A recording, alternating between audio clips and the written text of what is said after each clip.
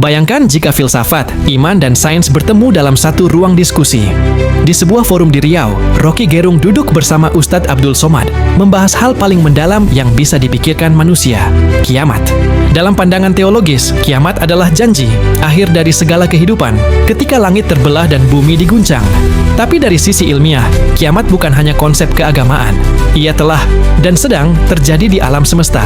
Setiap kali sebuah bintang meledak dalam supernova, ia menandai kematian sebuah sistem, memusnahkan planet-planet di sekitarnya. Bagi Rocky Gerung, ini adalah kiamat mini versi kosmik, bukti bahwa kehancuran adalah bagian dari siklus alam. Namun kiamat tak selalu datang dari langit.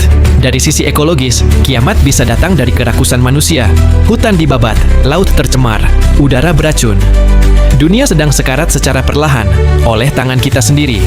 Pertemuan ini mengajak kita berpikir, sebelum kiamat langit yang dijanjikan, mungkin kita sedang menghadapi kiamat bumi yang kita ciptakan. Assalamualaikum warahmatullahi wabarakatuh. Saya antara bingung dan pusing.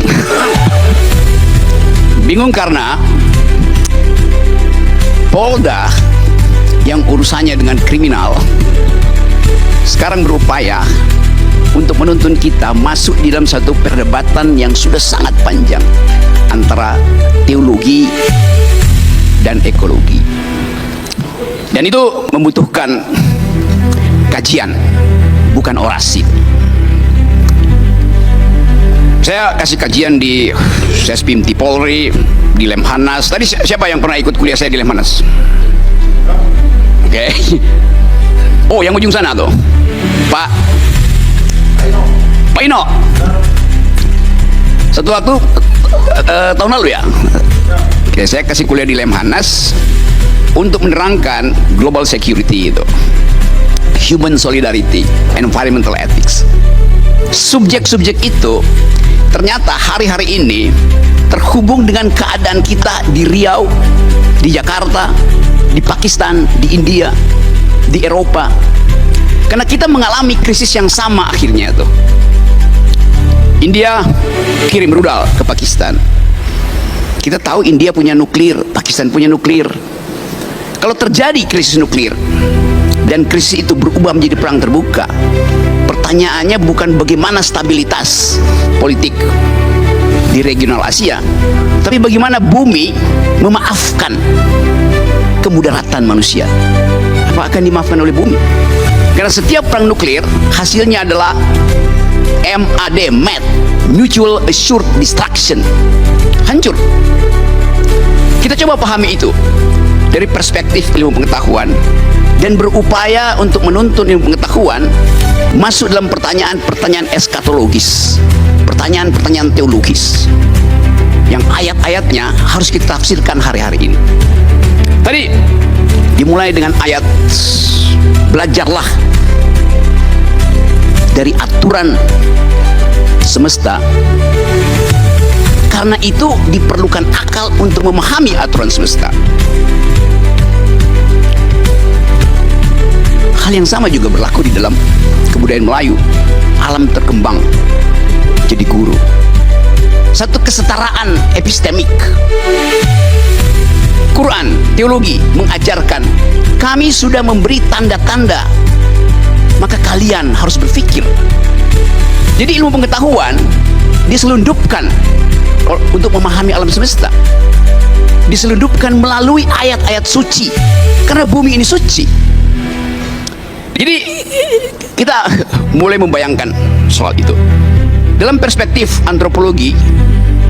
Kita anggap bahwa yang makhluk manusia ini sebetulnya hanya 0,00 sekian detik dari usia alam semesta.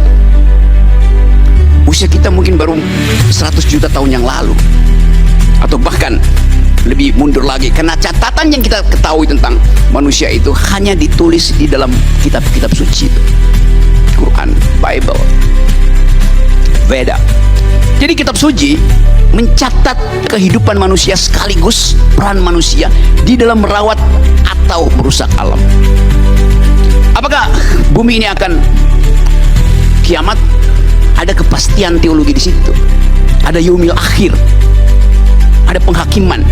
bagi mereka bahkan yang lolos meniti Shiratul Mustaqim tetap akan diuji. Jadi kalau kita katakan bumi akan kiamat, dunia akan kiamat, dari segi teologi kita sedang menuju ke situ. Akan. Tapi dari segi ilmu pengetahuan, bumi ini memang pernah kiamat. Ketika supernova itu meledak kira-kira 4-5 miliar tahun yang lalu, pecahannya jadi matahari, sebagian pecahannya jadi bumi. Jadi ilmu pengetahuan hanya mampu untuk menerangkan bahwa dunia sudah pernah kiamat, satu peristiwa kosmologi ketika sebuah bintang yang namanya supernova itu meledak, dan kita di bumi menerima ledakan itu sebagai rahmat, karena dengan ledakan itu terbentuk alam semesta baru. Indonesia penggalan dari ledakan itu yang terjadi 4,5 miliar tahun yang lalu. Sekarang kita membayangkan satu kondisi bahwa yang dirawat oleh bumi selama 4,5 miliar tahun itu sekarang mulai disebut sebagai potensi kerusakan ekologis jilid 12, 13 seterusnya. Tapi apakah bumi mampu memperbaiki dirinya? Tanda-tanda itu ada kalau kita membaca cara memperbaiki bumi seperti yang difatwakan di dalam Quran, pakai otak, doa dan otak. Kita lihat jumlah kerusakan yang dibuat manusia yang disebut antroposin. Artinya jumlah kerusakan, kuantitas dan kualitas yang dibuat manusia sudah melampaui daya pulih bumi. Kita belajar itu dalam ilmu geologi itu. Kalau bumi merusak dirinya, dia mampu memperbaiki dengan cara regenerasi. Kita kutuk gurun Sahara yang kering kerontang, kita puji hutan Amazon yang hijau dan sejuk. Mengapa kita kutuk gurun Sahara? Karena di situ tidak ada kehidupan. Mengapa kita muliakan hutan Amazon? Karena di situ ada keragaman hayat. Tapi kalau kita ikuti keterangan ayat tadi, pakai otak.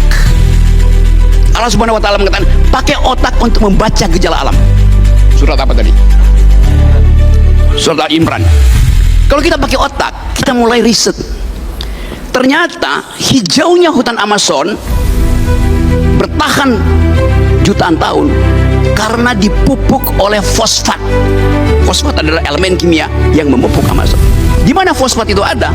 Tidak di hutan Amazon, adanya di gurun Sahara. Anda lihat, ini gurun Sahara, ini hutan Amazon, bagian selatan Amerika, hijau. Gurun Sahara, bagian selatan Afrika, dia paralel. Di dalam rotasi bumi, dalam hitungan 70 jam, panas matahari menguapkan gurun Sahara dan mengikuti rotasi bumi. Uap fosfat itu tiba di hutan Amazon. Gurun Sahara adalah pabrik pupuk untuk hutan Amazon. Yang bikin siapa? Bukan oligarki. Allah Subhanahu wa taala yang buat. Jadi kita melihat keteraturan itu ada bahkan dalam ide pertama penciptaan yang nanti akan diterangkan oleh UAS, Ustadz Akal Sehat. Kita coba memahami itu. Oh, belum bikin pantun ya.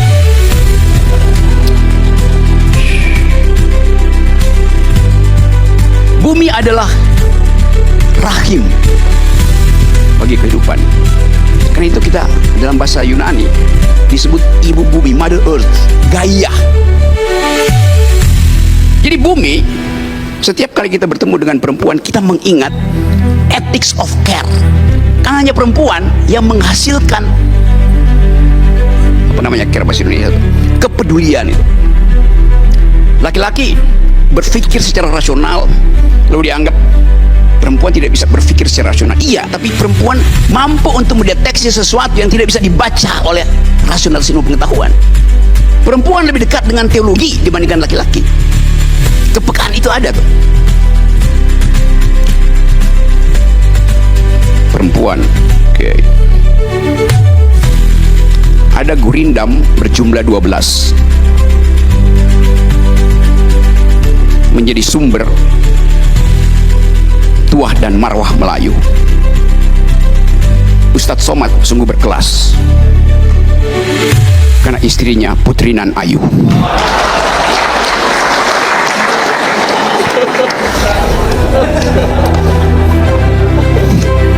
Keayuan perempuan setara dengan keayuan bumi. Bumi itu indah, bumi itu ayu. Saya memulai dengan cara itu untuk mencoba memahami bahwa kita perlu ethics of care. Belajar pada kepedulian perempuan.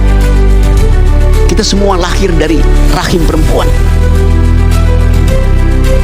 Lahir dari rahim perempuan, rahim yang sudah membagi keadilan. Setiap kita pernah ada dalam kandungan bumi dan bumi sudah membagi keadilan. Setiap kita pernah ada dalam rahim perempuan dan rahim perempuan sudah membagi keadilan.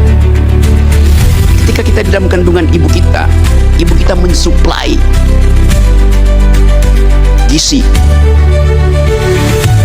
Jadi kita memperoleh makan siang gratis pertama dari rahim ibu kita dan sangat bergizi.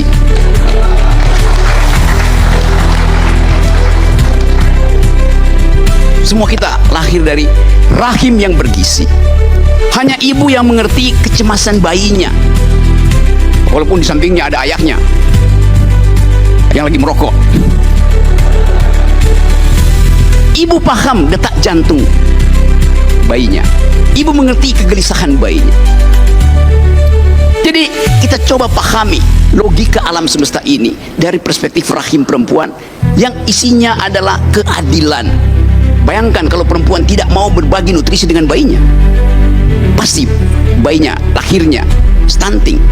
Tapi kalau negara gagal memberi gizi pada perempuan, negara bertanggung jawab pada nasib generasi muda. Kita masuk pada kegalauan tadi. Waktu kita dilahirkan dari rahim perempuan, kita pindah pada rahim laki-laki. Rahim laki-laki itu namanya APBD, APBN, Kongres Partai. Itu rahim laki-laki yang isinya adalah arogansi. Setiap rahim laki-laki, apalagi yang ada di Senayan, mengincar rahim APBN. Berapa yang bisa saya rampok? Itu yang terjadi. Kita coba bayangkan bahwa kemuliaan perempuan menuntut keadilan, sementara kebijakan publik sangat jarang memperhatikan hak-hak perempuan. Hak-hak bumi itu setara dengan hak-hak perempuan. Merusak bumi sama dengan memperkosa perempuan, karena dia adalah ibu kita, ibu bumi. Dasar pikiran itu harus betul-betul tumbuh di dalam kondisi epistemik.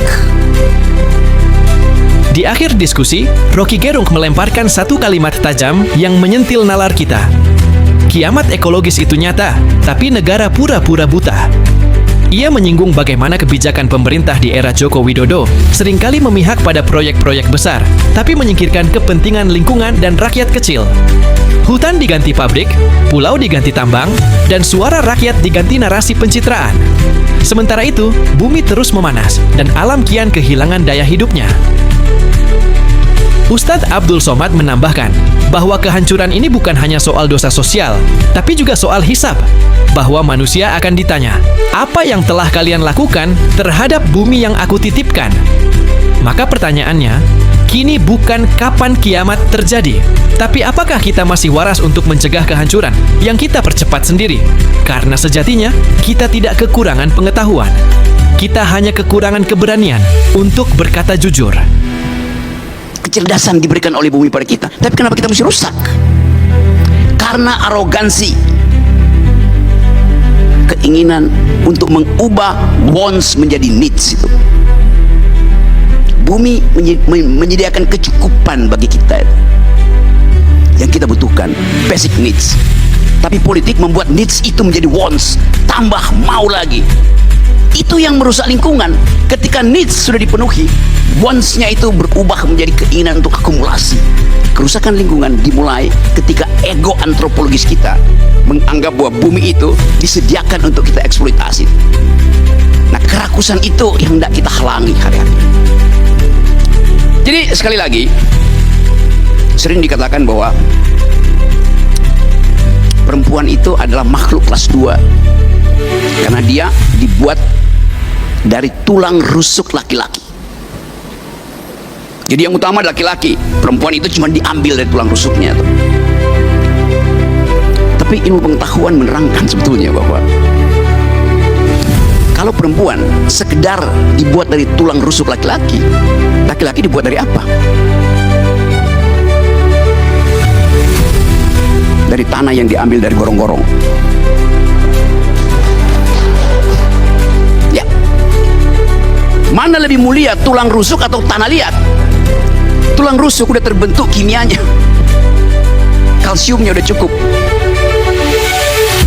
Tapi itu keterangan kita untuk memahami supaya jangan merendahkan perempuan. Yunto, jangan merendahkan alam. Perempuan akan bilang, iya, saya dibuat dari tulang rusuk, tapi suami saya dibuat dari tanah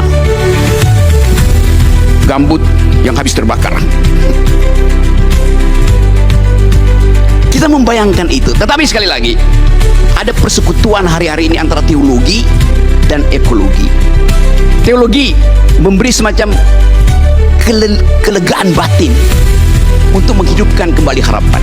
Di dalam semua teologi, intinya adalah harapan. Oh, ada sesuatu yang kita tunggu, suatu kemuliaan. Jadi manusia sedang berupaya untuk memuliakan kembali dirinya, tetapi dengan arogansi. Kalau kita katakan kami manusia ingin memuliakan alam, maka alam akan katakan selamat datang kembali. Dan hanya dengan itu kita tahu bahwa semua yang kita perbuat hari ini disaksikan oleh mata yang kita sebut sebagai alam semesta. Alam semesta disaksikan oleh sesuatu yang kita sebut energi eter. Tapi energi itu hanya disebut energi kalau dia menghasilkan keadilan. Bumi ditata dengan prinsip keadilan.